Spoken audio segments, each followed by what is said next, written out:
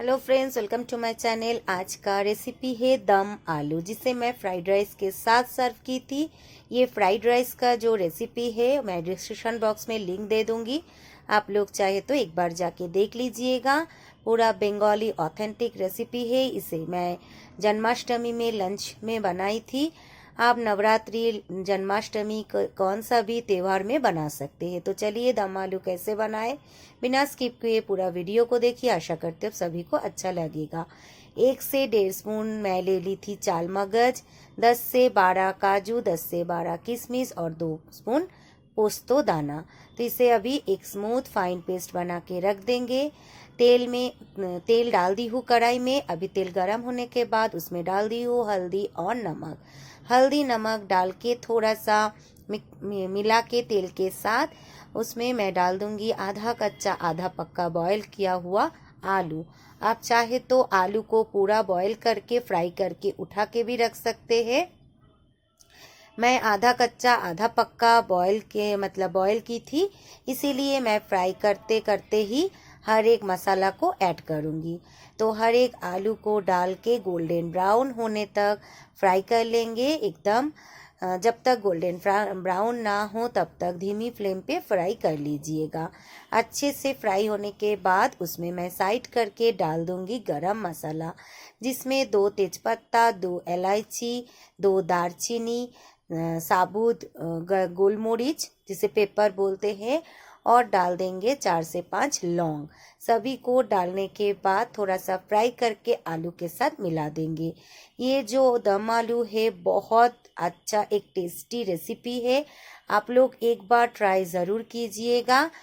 Try करने के बाद अगर अच्छा लगे तो मुझे कमेंट करना मत भूलिएगा। तो फ्राई करने के बाद डाल दी हूँ एक मीडियम साइज टोमेटो, जिसे घिस के डाली हूँ।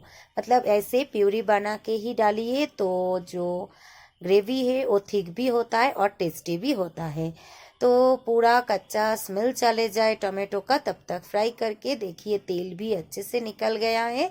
अभी हम डाल देंगे काजू, किशमिश, चालमगज और गसगस का पेस्ट। डालने के बाद थोड़ा सा इसे मिलाने के बाद जो प्लेट है उसे धो के थोड़ा सा पानी इसमें ऐड करेंगे, क्योंकि काजू है तो थिकनेस ज़्यादा रहता है और नीचे लगने का चांस भी रहता है। इसलिए प्लेट को धो के थोड़ा सा पानी ज़रूर ऐड कीजिएगा। मैं आलू को नहीं उठाई हूँ।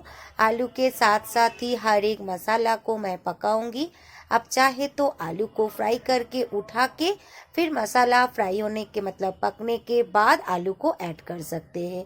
लेकिन दोनों में से कैसे भी आप बनाइए, टेस्ट में थोड़ा सा भी फर्क नहीं आएगा। तो एक बार ट्राई करके ऐसे देख सकते हैं।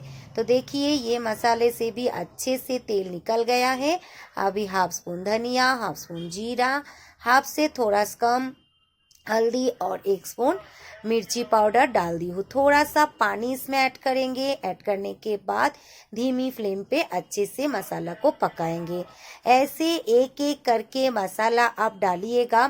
जैसे मैं डाली हूँ पहले टोमेटो प्यूरी, उसके बाद अच्छे से फ्राई, फिर टोमेटो प्यूरी अच्छे से पकने के बाद वो किशमिश, काजू, पोस्तो और चालमगज का पेस्ट, उसे भी अच्छे से फ्राई होने के बाद सभी मसाला ऐसे एक एक करके डालेंगे ना, तो बहुत अच्छा टेस्टी एक दम आलू बन के रेडी हो जाएगा विदाउट ऑनियन गार्लिक।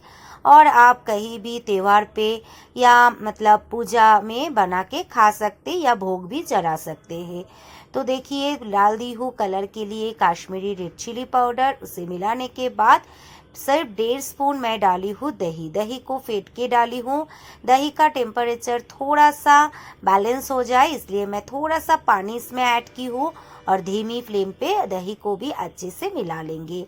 अच्छे से हर एक मसाला मिलाने के बाद उधर मैं गरम पानी बिठा दी हूँ, क्योंकि इसमें गरम पानी ही मैं यूज़ करूँगी। ठंडा पानी बिल्कुल मत यूज़ कीजिएगा, क्योंकि ठंडा पानी से आलू हार्ड होने का चांस रहता है। डाल दीजिए स्वादानुसार नमक। उसके बाद डाल दीजिए थोड़ा सा शक्कर ज़रूर डालिए। ये दम आलू में शक्कर जाने से बहुत अच्छा एक टेस्ट आता है। डाल दीजिए हाथों से क्रश करके कस्तूरी मेथी।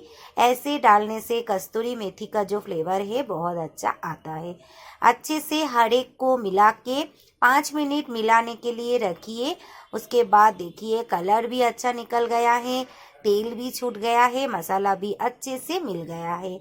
डाल दीजिए ऊपर से हरी मिर्ची, ऑप्शनल है, चाहे तो आप स्किप भी कर सकते हैं।